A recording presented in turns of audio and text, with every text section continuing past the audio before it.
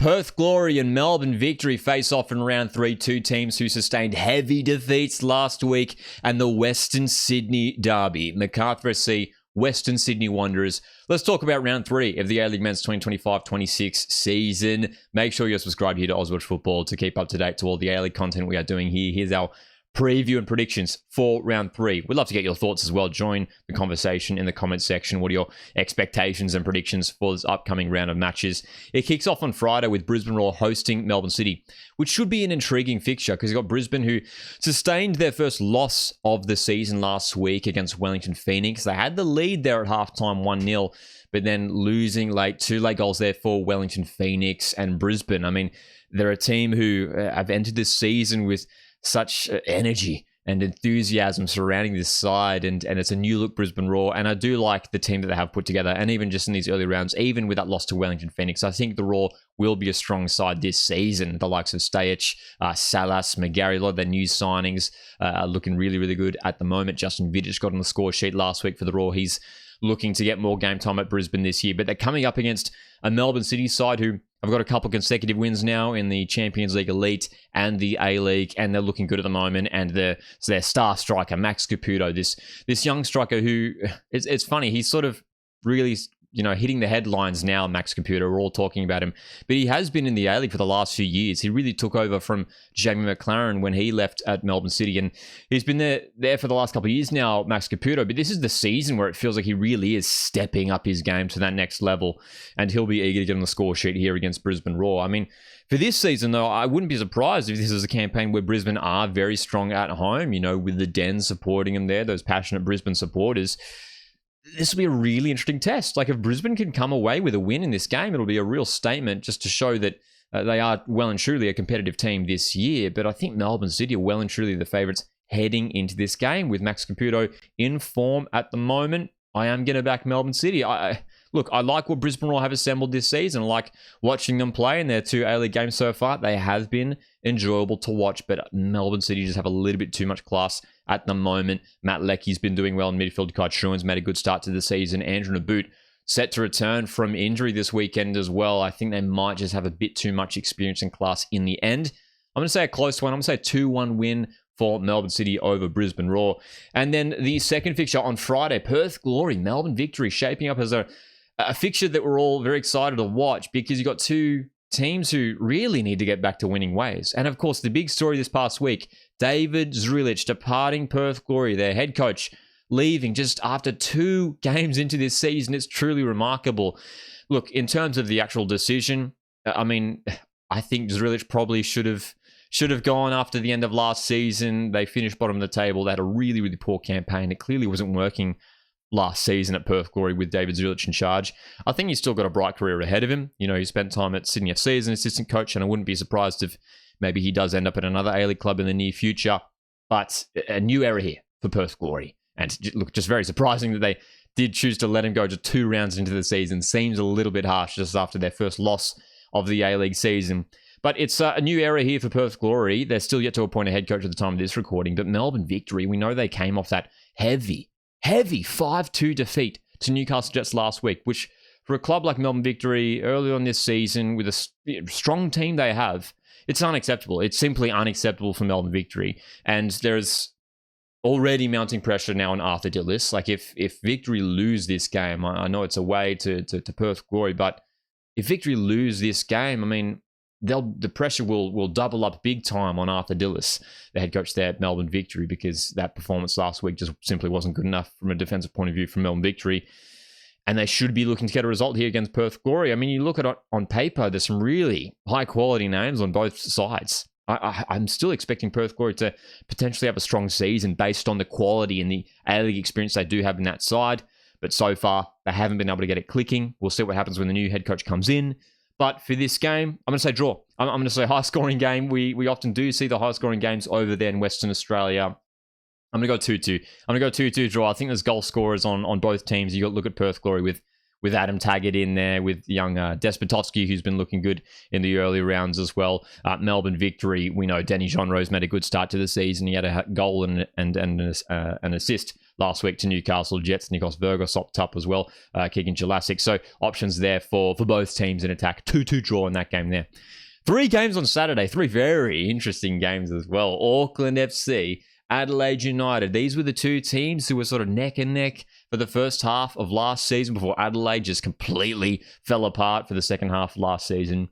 Auckland look like they might be continuing the same trend compared to what we saw from last season, where they're going to be very strong and consistent at home. And I think they're expected to get the win here against Adelaide at home. They were relatively comfortable last week at home against Western Sydney Wanderers.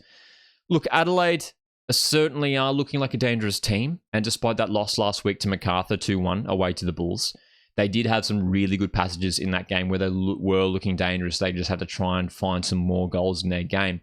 They do have the players to do that with Craig Goodwin, with Yaya Dekuli, with Luki Ivanovic. The options are there in attack for the Reds. So it might just still take a few more weeks to get those key players clicking together. But they certainly are capable, the Reds, of at least getting maybe a goal or 2 away here in Auckland, which would be a big result for the Reds to bounce back from defeat. But surely Auckland win this game. This might be another season where Auckland are just so resilient and just defensively resilient, where they don't concede many goals at home. So I'm going to say Auckland win this game. I'm going to go 2-0. I'm going to go 2-0 here for Auckland. I think Adelaide might just not have enough in this game in the end. Newcastle Jets, Sydney FC. Now this is a fascinating game as well because the Jets at 5-2 win. I mean, what a response. The perfect response following round 1's heartbreaking for the Newcastle Jets, that heartbreaking F3 derby defeat. And then to bounce back with that 5-2 victory against Melbourne victory. And Alex Battlelardo just in incredible form. Has already scored 4 goals across the first 2 games this A-League season. And 3 of those absolutely stunning long-range bangers. But you got Sydney FC, who got back to winning ways last week against Mariners. And Joe Lolly has looked really, really good in these first couple games of the season. And he's looking like he could be one of the top players in the competition once again this year. Joe Lolly off that right wing for Sydney.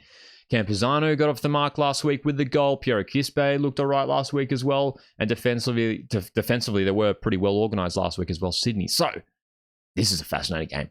It really, really is. But I tell you what, I think Newcastle Jets get the win here. I think considering the form that Alex Battlelardo is in, this guy's just so much fun to watch at the moment. And the way he was playing at Melbourne victory, it was like he was just completely untouchable. And every time he got on the ball, he looked like he was going to do something. He looked like he was going to score. Doesn't matter where he was in the pitch. He was such a dangerous player. And there is a huge task here. I mean, it'll be a really interesting battle in that midfield for Sydney FC to try and keep Alex Battlelardo quiet. And it'll be a fascinating duel. Alex Battlelardo coming up against his young Socceroo teammate in Paul Okonengsler there at Sydney FC. So very fascinating battle there in the middle of the park. But I think Newcastle Jets get above them in a close match. I'm going to go 2-1 Jets. This will be a fascinating game to watch, though. But I think the Jets, just based off that performance last week, they have to back it up. We've seen it from the Jets in years gone by where they've put together really strong performances, but they have to back it up here. And I think they do. I think they get another win here.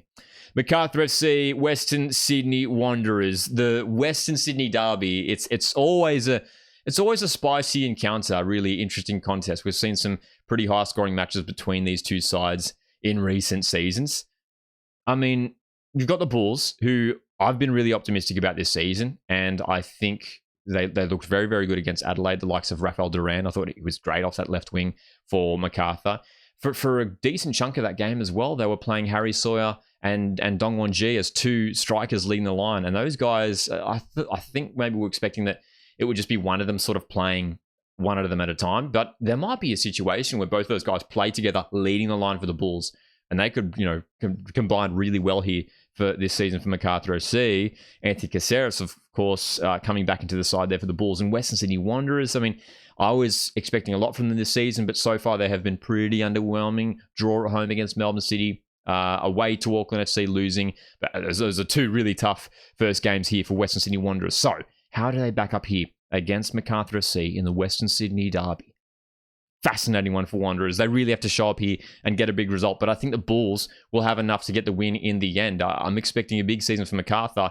And their new signings are just starting to look better and better. Keep an eye on Rafael Duran, man. I think this guy's a really special talent, and I think he's set for a big season and versatile as well, whether he plays in a central role or even out wide as well. Luke Bratton in midfield, Anthony Caceres in there, Damien De Silva, and Tommy Uscock at the back. I mean, it's a solid side the Bulls have, and of course, one of the best goalkeepers in the competition now in Philip Curto. So I think the Bulls win. I'm going to say 2-1 Bulls. But Western Sydney Wanderers, that will be a poor start for them if they, the first 3 rounds, 2 losses and a draw. And the final game of the round, Mariners Wellington.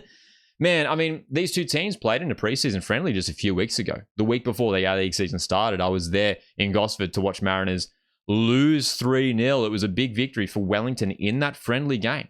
But we know Mariners have sort of bounced back and shown a little bit of resilience heading into this season. Of course, that heroic F3 Derby victory round 1. 2-0 loss away to Sydney FC, where defensively they were good for that first half, and Mariners fell away a little bit in the second half, struggling to create chances. And that's going to be the real area where Mariners need to improve that final third. Got to try and create some more quality opportunities.